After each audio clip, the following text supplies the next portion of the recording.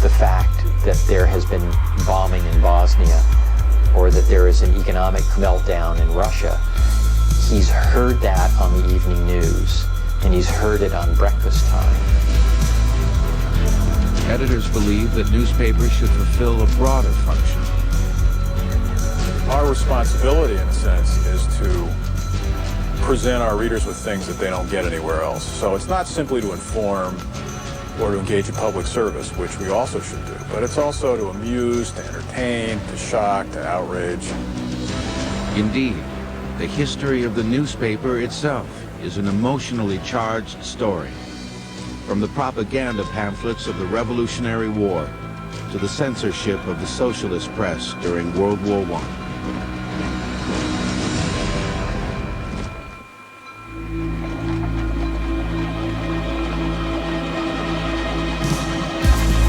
The death of a king, danger to the nation, or the emergence of a new leader have always been considered newsworthy events. In the ancient world, as through much of human history, such news was delivered by the only means available, word of mouth. From even the earliest times, a high premium was placed on the speed and accuracy of the news. Messengers were trained to heighten their physical endurance and to sharpen their memory by rhyming phrases into long epics like the Iliad. One of the first improvements on spoken news occurred in ancient Rome, when Julius Caesar initiated a daily news sheet with reports on the Roman Senate. During the Middle Ages, monks and scribes laboriously reproduced manuscripts by hand. Then in the 1440s in Mainz, Germany, Johann Gutenberg began experimenting with movable type. By casting individual letters out of metal, he created pieces of type that could be combined and recombined over and over again. We're going to skip something. In a process that took 2 years, he set and printed an edition of the Bible. Gutenberg's invention forever changed the course of human history. Its full impact made itself felt 50 years later, in 1493, when a press reproduced 1,000 copies of a letter written by Christopher Columbus to his queen, announcing the discovery of a new world. The newspaper was on its way. But by modern-day standards, information moved at a snail's pace. In colonial America, newly arrived settlers waited for months for news from home traveling by ship. The earliest efforts at reporting, actually, in the United States were simply printers walking down to the docks and trying to get the news a little bit quicker so they could put it into their newspaper. Then somebody got even more industrious, and they got a rowboat and rowed out and met the ships a little bit earlier. Newspapers were a spirited voice in colonial society. After the British Crown imposed a harsh stamp tax on the sale of newspapers, publishers like Benjamin Franklin used bold graphics to trumpet the cause of independence and became a major force in fueling the Revolutionary War. These papers were not objective, they were not fair. They chose sides, and they fought for that side, and they helped make a revolution by doing that. At the beginning of the 19th century, news was still traveling only as fast as men could carry it. One of the great stories of the slowness of news is the War of 1812. The War of 1812 ended. This was a peace treaty signed in Europe, but they didn't find out about it in the United States for many weeks after that. So the biggest battle of the war, the Battle of New Orleans, was fought after the war ended. During the early 19th century, papers were printed on a flatbed press. Printers operated the heavy machinery by hand. The process was slow and expensive. The newspaper had pretty much a rich audience. It was expensive to buy. It cost 6 cents a copy, which was a significant percentage of a working person's salary in those days. So working people really weren't reading newspapers. In the 1830s, the newly invented steam engine was harnessed to power the press, and suddenly thousands of copies could be reproduced. At the same time, the manufacture of cheaper paper and the rise of urban transportation systems enabled publishers to cut the price of their newspapers to a penny a copy. But it was not until the 1840s that the news business would be truly transformed by a new invention, the telegraph. The telegraph, of course, brought faster news, and it allowed news organizations, newspapers all over the country to have information transmitted by correspondents in the field instantaneously across telegraph wires. The telegraph played a crucial part in perhaps the biggest news story to ever hit the United States, the Civil War. This is a story that people most wanted and needed to know about. So during the Civil War, the success of your newspaper depended on your ability to get reports of battles back as quickly as possible. By its very nature, the mechanics of transmitting by telegraph dictated the manner in which stories were written. It was very expensive to transmit this information. We got a change in the style of newspapers. Newspapers went from being long, elegant essays to short, truncated reports. And comparable to the writing of the present day, with a short lead and with the movement eventually from the most important item first, and then in descending order the rest of the information. Newspaper publishing was becoming an important industry, and New York City its center.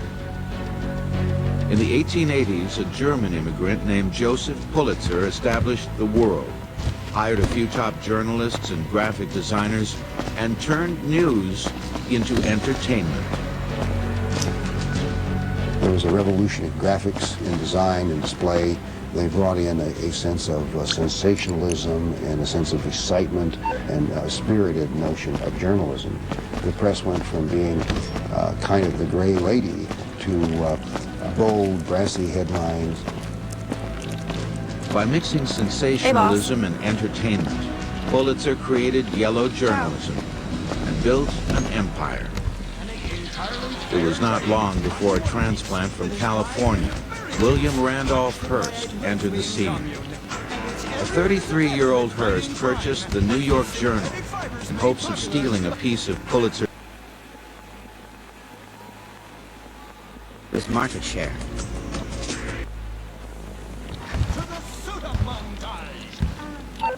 What's this? That's the cost to animate your overly elaborate and make it suit up montage. Impotent rage! I believe her!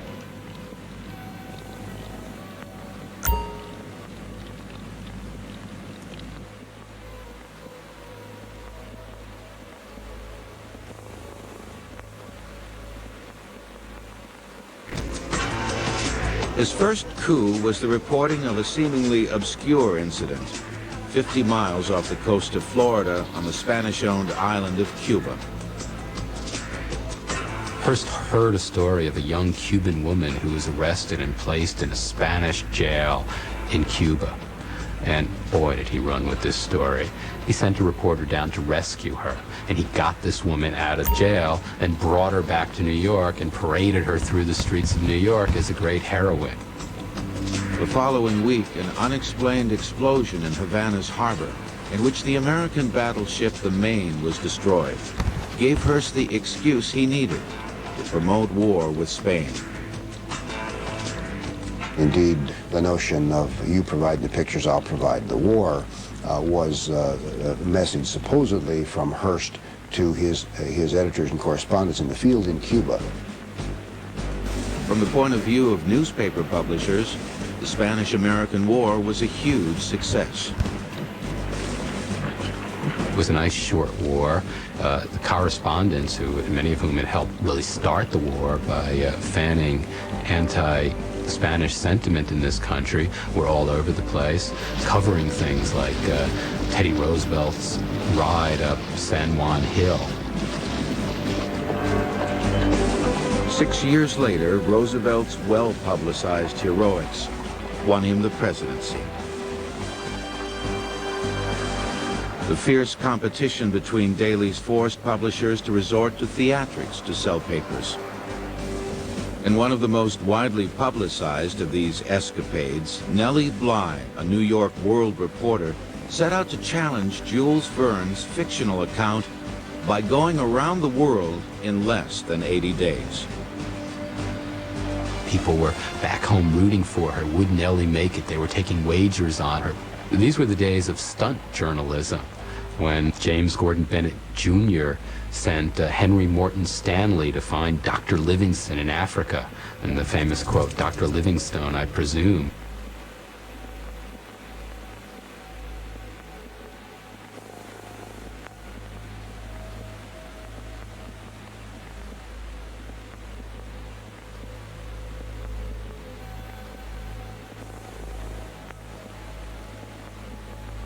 Comes from a story in the New York Herald.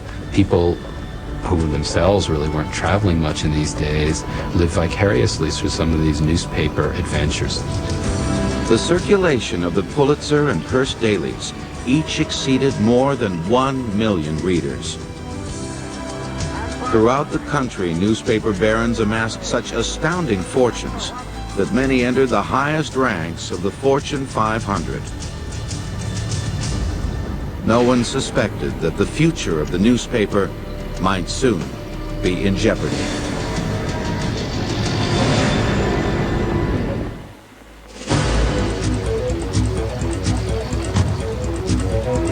During the first decade of the new century, newspapers reached the zenith of their power. They were the fastest and most reliable way to get the news, with extra editions published up to 3 times a day. Intrepid journalists searched for new beats that would give them an edge over competitors. During Teddy Roosevelt's administration, one reporter even camped outside the gates of the White House.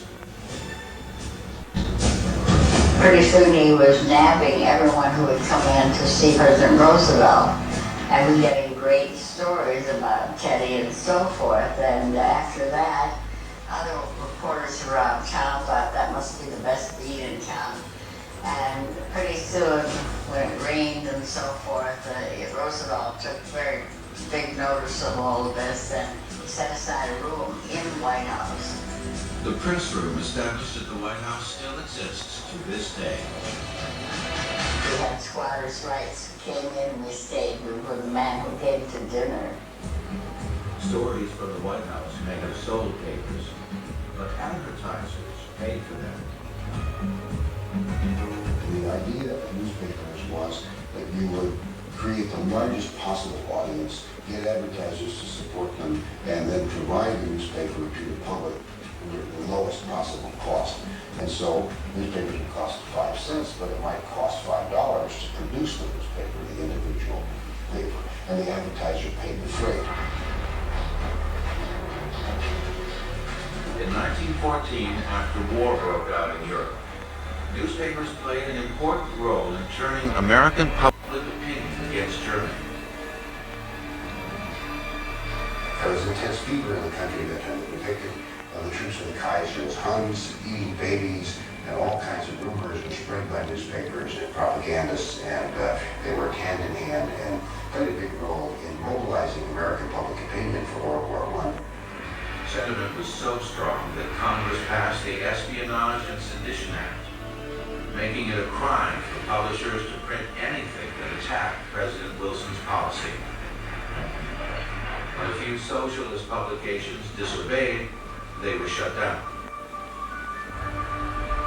At first, the war was perceived as a romantic adventure, but dispatches from the front sent back by war correspondents like Ernest Hemingway brought home the grim reality of trench warfare, poison gas. The newly invented medium of film made these images even more vivid. Just a decade later, the impact of other technological advances were making themselves felt across the United States. This is WJZ, New York. As Saturday dawned over the vast Atlantic, the Lindbergh fate is unreported since passing Newfoundland early last night. By the time Charles Lindbergh completed the first successful transatlantic flight, wire photos could be sent over telephone lines. Data signals translated into gray dots and reproduced a perfect image. The process took less than 10 minutes. The radio had just reached the height of its audience and newsreels. The newsreel had come along as part of the Saturday afternoon news. We had suddenly had a multimedia effect. And Charles Lindbergh still.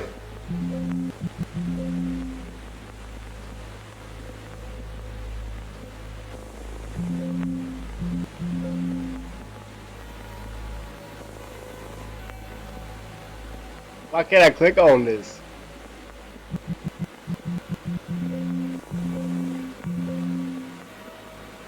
Broken.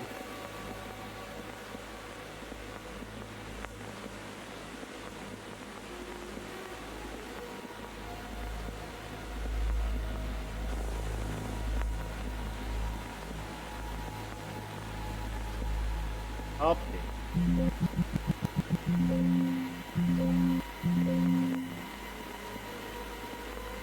Error occurred. Hey.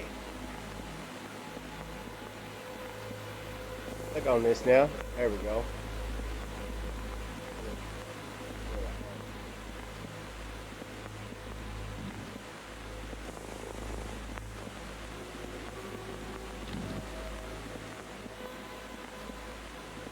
This and becomes perhaps the most celebrated person in human history up to that point. With newspapers leading the way, people everywhere knew Charles Lindbergh. He would eventually pay a high price for his celebrity status. His infant son was kidnapped and murdered. The trial that followed turned into such a media circus that Lindbergh ended up leaving the United States. The press wielded so much influence that during the 1930s and 40s, a number of columnists became celebrities in their own right. Walter Lippmann, the intellectual editor of the New York World, whose opinion was so respected that presidents would not make a move without his advice. Walter Winchell, a veteran of the vaudevillian stage, whose chatty column brought the public gossip about everyone from Clark Gable to the Prince of Wales. Walter Winchell, intellectual editor of the New York World, whose opinion was so respected that presidents would not make a move without his advice. Walter Winchell, a veteran of the vaudevillian stage, whose chatty column brought the public gossip about everyone from Clark Gable to the Prince of Wales. And Will Rogers, whose folksy commentary in the Los Angeles Times was so popular that he soon became the homespun hero of the silver screen. Even comic strips and their creators achieved national fame.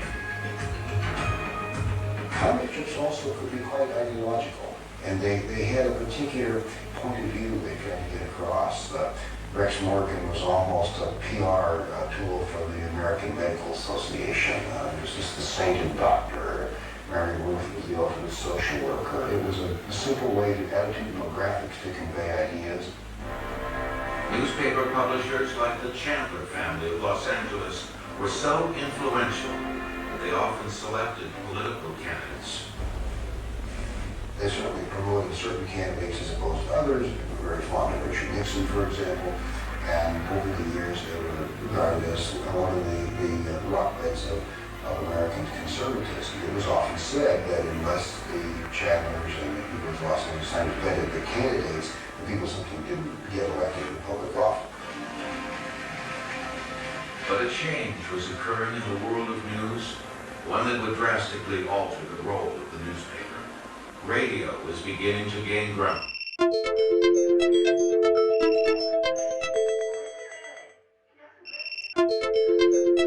Form of entertainment, radio had been around for nearly a decade. But as a means of transmitting the news, radio was not taken seriously until the first German tanks rolled across Europe. The new medium created was broadcast journalism.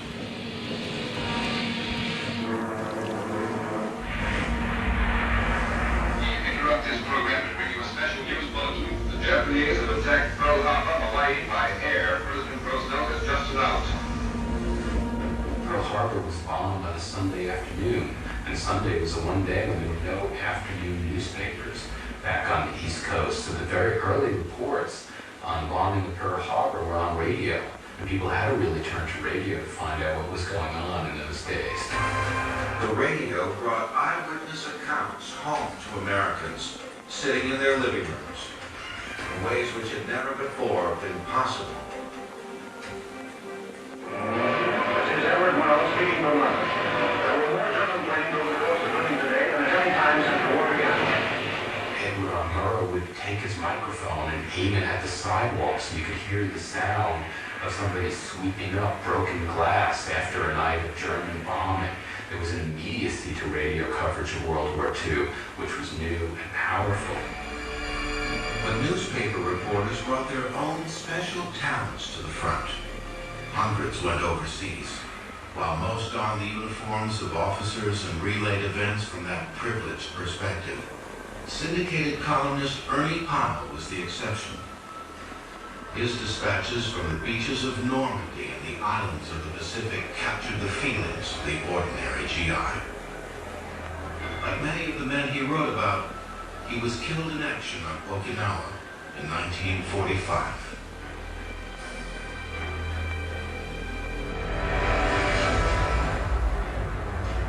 By the end of the war, the very nature and delivery of news had been transformed.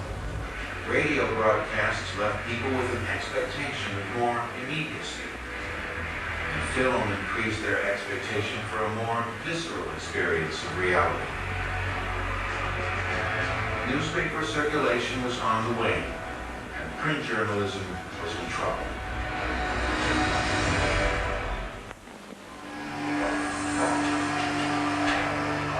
Through the 1950s, the newspaper printing press was a dangerous and toxic place to work.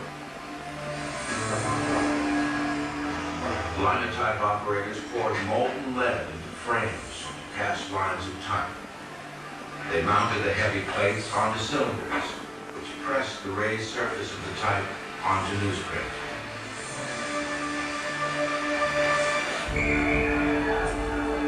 Reporters didn't have it easy either. Correspondents in the field had few reliable links with their editors back to the paper.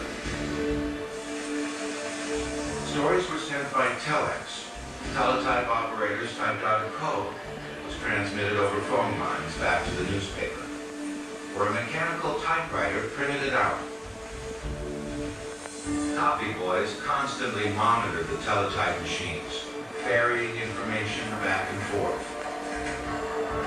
And journalists covering important events jealously guarded telephone lines.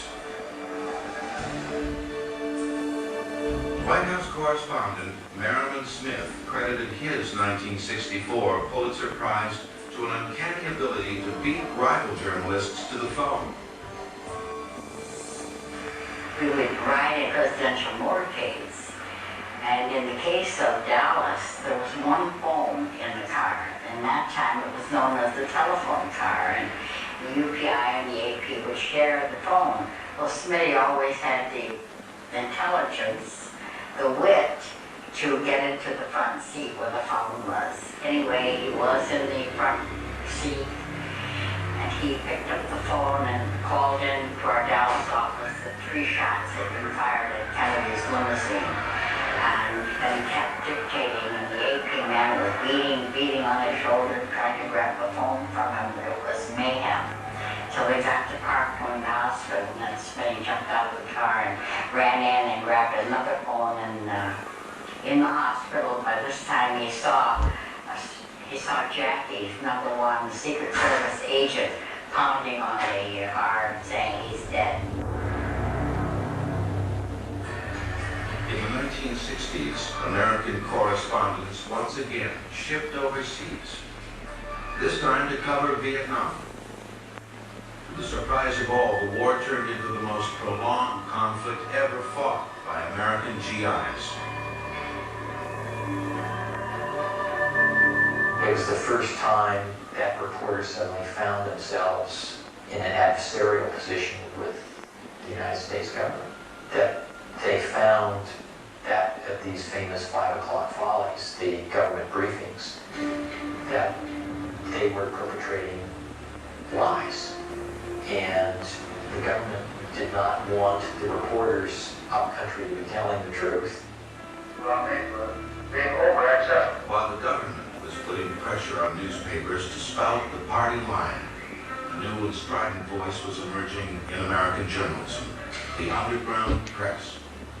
You had this explosion of colorful papers interested in the hippie subculture, interested in drugs, like the Berkeley Barb and the Los Angeles Free Press.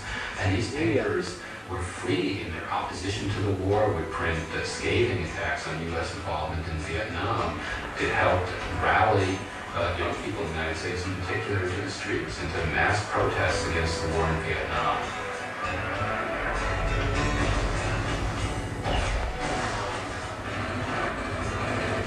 At the same time, television news was supplying an equally disturbing picture of events in Vietnam.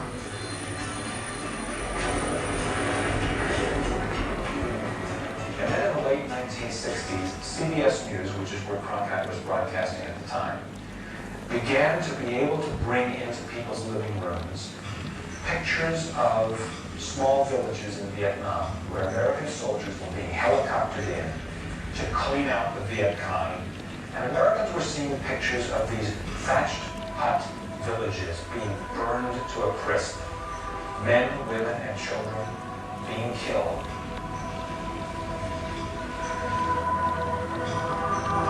The pictures people were watching on their TV screens were more powerful than anything they were reading in their morning papers.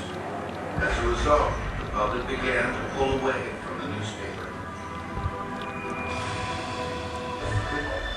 In the 1970s, foreign correspondents working in remote locales still relied on the teletype machine to send their stories back to the States. If I traveled outside of New Delhi, then I would go to the local post office and I'd give my story over to a telex operator, most of whom didn't speak any English or couldn't read English. They just could read the characters. And they would type it into the machine, and you'd take a 20-minute nap or have a cup of coffee, or depending on what hour it was, wait for the copy to clear. Realizing that meeting their deadlines depended on the telex, many correspondents found themselves currying the favor of local operators. You made sure that your telex operator had a bottle of scotch each Christmas, and that was more or less it. Everyone in the newspaper business accepted the fact that breaking news, by the time it appeared in the paper, was already a day old. 15 years ago, you couldn't get to your correspondent except by a telegram or through a telephone call that was going to take hours to get through. So it was hopeless to even think about this news cycle. So you were already gearing towards the next. But in the 1980s, this would all change. Reporters began exchanging their beloved typewriters for computers. And then in 1986, an astonishing breakthrough in communication cut the lag time between the occurrence of an event and when it was reported on television. Chinese students in Tiananmen Square were broadcast live via satellite. As a result, newspapers were driven to publish their own stories faster. During the next decade, correspondents began filing on laptops that automatically transmitted their stories over a phone line back to the main computer terminal at their papers.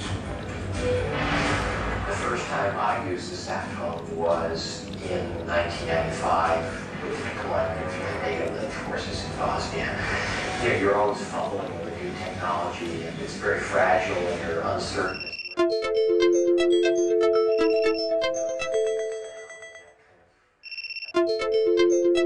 When you know that you're getting a line, and there's no greater sense of frustration than when you're sitting in an empty hotel room or somewhere with 1,200 words of blood, sweat, and tears, and you can't get a line. You can't get out. Even when stationed in the most remote locales, satellite communication enabled correspondents to stay in constant touch with their editors. It was early '96.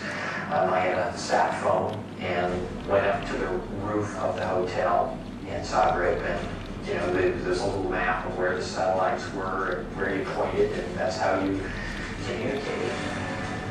But even with the help of satellites, newspapers could not match the immediacy of real-time video broadcast. Some believe that the content of newspaper articles have been influenced by fierce competition from other media. I think these days there's less that's off limits. I think that almost everything is publishable these days. I think that's partly because there are more news outlets today than there ever were. There are hundreds of radio outlets, thousands, perhaps millions of internet outlets, dozens of cable channels. Anybody can publish anything any moment they want. More and more, the job of the newspaper reporter is turned into one of interpretation and analysis. You have to be able to tell people why it's important for them that this event is happening, what this event means in their lives, and focus in on that, and be able to interpret. For some, change has been yet another harbinger of darker days yet to come for print journalism. While for others, the change has brought exciting new challenges.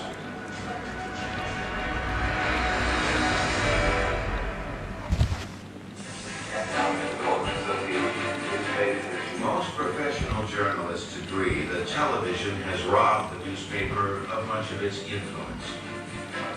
If you can reach 10 million people with a single newscast, but barely a million with a newspaper, that demonstrates pretty clearly the shift that has occurred in the way public opinion is influenced.